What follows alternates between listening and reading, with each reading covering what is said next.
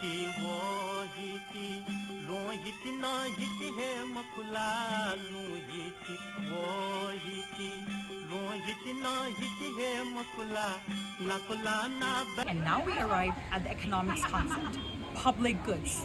Economists use two big words to describe a pure public good: non-excludable, non-rivalrous.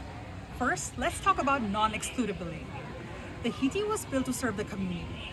There were no toll gates, locks, no subscription fees. If you were a part of the community, you could walk in, collect water, and walk home with it. And then there's non-rivalry. When the water supply was abundant, your collecting water necessarily didn't affect your neighbors from collecting theirs. Water kept coming through the Hiti system. You benefit, your neighbor benefits, the entire community benefits. But here's where the economics gets interesting. The water wasn't literally unlimited.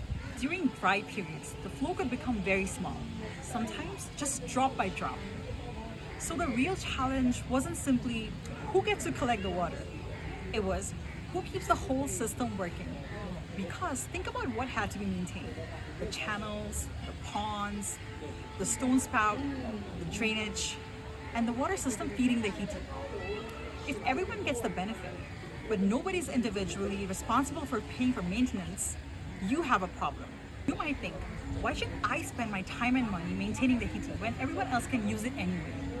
And your neighbor might think the exact same way. If everyone thinks that way, then the Hiti will eventually stop working. Economists call this the free rider problem. But perhaps the old system had an answer.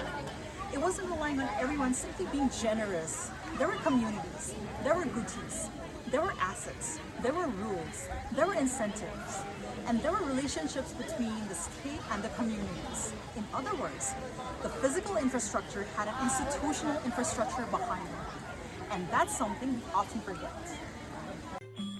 Hiti, wo Hiti, lo Hiti na Hiti hai makula,